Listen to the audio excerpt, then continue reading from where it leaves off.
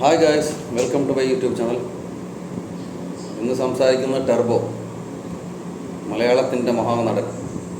നമ്മൾ 45 കൊല്ലമായിട്ട് കണ്ടുകൊണ്ടിരിക്കുന്ന ആ പൗരുഷം, ആ മഹാനടൻ, മെഗാസ്റ്റാർ മമ്മൂട്ടിയുടെ ടർബോ റിലീസായി. ഇടാൻ കുറച്ച് വൈകി. ഞാൻ സത്യം പറഞ്ഞാൽ ഇന്നലെയാണ് സിനിമ കണ്ടത്, ഞായറാഴ്ച. ഞാൻ കണ്ടത് ഡൽഹിയിൽ വെച്ചിട്ടാണ്. അപ്പോൾ ഞാൻ ഡൽഹി തിയേറ്ററിൽ കയറുമ്പോൾ ഞാൻ വിചാരിച്ചു ആരും ഉണ്ടാവില്ല, അതുപോലെ മലയാളികൾ മൊത്തം ഉണ്ടാവില്ല വെച്ച് കയറി. തിയേറ്ററിൽ എത്തിയപ്പോഴാണ് പറഞ്ഞത് മൊത്തം മലയാളികളാണ് അവിടെ. അതാ പറഞ്ഞു, എവിടെ പോയാലും മലയാളികളുണ്ടാവും. മൊത്തം ആകെ ഒരു 2-3 സീറ്റ് കാലി, ബാക്കി പറഞ്ഞ ഹൗസ്ഫുള്ളാണ്, സിനിമ ഹൗസ്ഫുള്ളാണ്. അപ്പോൾ സിനിമയെക്കുറിച്ച് പറയുകയാണെങ്കിൽ മമ്മൂട്ടി കമ്പനിയാണ് നിർമ്മിച്ചിരിക്കുന്നത്. വൈശാഖ് സംവിധാനം, മിഥുൻ മാനുവൽ തോമസ് സ്റ്റോറി. സിനിമയുടെ ഉള്ളടക്കം പറയുന്നത്, സത്യം പറയുന്നത് ഞാനിത് ഇങ്ങനെ ഒരു വീഡിയോ ചെയ്യാൻ തന്നെ കാരണം അശ്വമുഖമൊക്കെ ആറാട്ടെണ്ണ ഇവരുടെ വീഡിയോ കണ്ട് പറഞ്ഞാൽ ഹൃദയം പൊട്ടാറായി.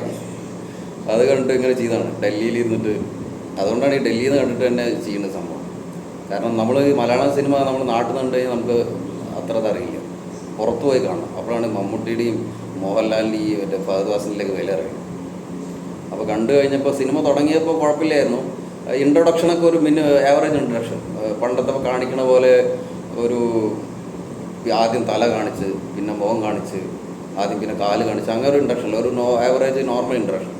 മമ്മൂട്ടി അങ്ങനെ വരുന്നു, ഒറ്റയടിക്ക് മുഖം കാണിക്കണം. സിനിമ അങ്ങനെ കുഴപ്പമില്ലാതെ അങ്ങനെ പോകുന്നുണ്ട്, നല്ല രസമായിട്ട് അങ്ങനെ കൊണ്ടുപോകുന്നുണ്ട് കഥ. ഇടയ്ക്ക് വൈശാഖിന് ഒന്ന് കാല് തെറ്റി സംവിധായകൻ വെച്ചാലും പിന്നെ പിടിച്ച് കയറി. കാരണം സിനിമ തുടങ്ങുന്ന ഒരു നാട്ടിൽ നിന്നാണ്. ആദ്യത്തെ ഫൈറ്റ് സീനിലാണ് മമ്മൂട്ടിയുടെ. ഇതിലത്തെ മെയിൻ ഹൈലൈറ്റ്സ് എന്ന് പറയുന്നത് ഫൈറ്റാണ്. ഫൈറ്റ് എന്ന് പറയാൻ കാരണം ഈ 73 വയസ്സിലും അദ്ദേഹം ചെയ്യുന്ന ആ ഒരു എഫോർട്ട് അത് സമ്മതിച്ചു കൊടുക്കും. ഇറ്റ്സ് മാർവലസ്, സമ്മതിച്ചു കൊടുക്കും. കാരണം അങ്ങനെ ഫൈറ്റ് ചെയ്യാനൊന്നും ഇന്ന് 50 വയസ്സുള്ള ആൾ പോലും പറ്റില്ല. ഇപ്പോൾ ദിലീപിനെ കൊണ്ട് അങ്ങനെ ഫൈറ്റ് ചെയ്യാൻ പറ്റുമോ വെച്ചാൽ എനിക്ക് തോന്നുന്നില്ല, ദിലീപിന് പോലും പറ്റുന്നില്ല. അപ്പോൾ ഫൈറ്റാണ് മെയിൻ. സിനിമ മുഴുവൻ ഫൈറ്റിൻ്റെയാണ്. 74 വയസ്സിൻ്റെ അടുത്ത് ആറായാണ് ഇങ്ങനെ ഫൈറ്റ് ചെയ്യാൻ പറഞ്ഞാൽ അത് ഇന്ത്യയിൽ അങ്ങനെ ഒരു നടൻ പറ്റില്ല. അതാണ് മമ്മൂട്ടിയുടെ ഒരു ഇത്.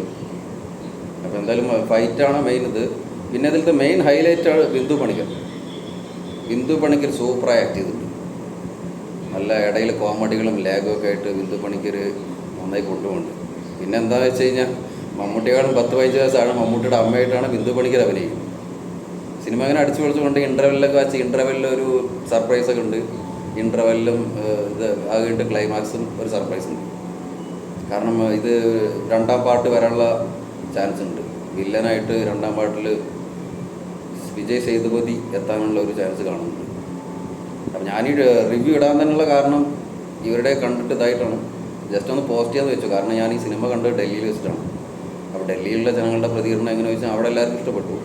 ഒരു ഭയാനക സിനിമ അത്രയൊന്നും പറയാനില്ല, പക്ഷേ കണ്ടിരിക്കാം. നമുക്ക് എവിടെയും ബോറടിക്കുന്നില്ല, കണ്ടിരിക്കാം.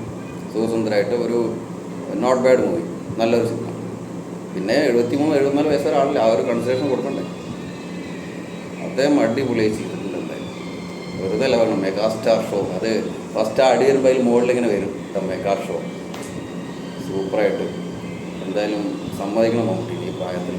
അങ്ങയുടെ ഭംഗിയും അങ്ങയുടെ ദൈവഴക്കും സൂപ്പർ സിനിമ.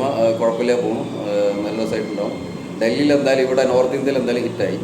ബാക്കി നാട്ടിലത്തെ ഉള്ള കാര്യമൊക്കെ അവിടുത്തെ റിവ്യൂവേഴ്സ് പറയും. അപ്പോൾ അതിൻ്റെ ഫസ്റ്റ് റിവ്യൂ ആണ്. എല്ലാവരും ഒന്ന് സബ്സ്ക്രൈബ് സഹകരിക്കുക. ഇഷ്ടപ്പെട്ട് കഴിഞ്ഞാൽ അടുത്തും റിവ്യൂ ആയിട്ട് വരും. ഇവിടുത്തെ നോർത്ത് ഇന്ത്യയിലത്തെ റിവ്യൂ ആയിട്ട് വരാം. കാരണം മലയാളത്തിൽ അവിടെ നാട്ടിലത്തെ കാണുന്ന എല്ലാവരും കാണും. നോർത്ത് ഇന്ത്യയിൽ ഇവിടെ എത്ര ആൾ കാണുന്നു, അതാണ് മെയിൻ. ഇവിടെ ആരെയൊക്കെ അറിയുന്നു, ഇവിടെ എത്ര ആൾ മോഹൻലാലിനെ അറിയും, എത്ര ആൾ മമ്മൂട്ടീനെ അറിയും, എത്ര ആൾ ഫഹദ് ഫാസിലിനെ അറിയും.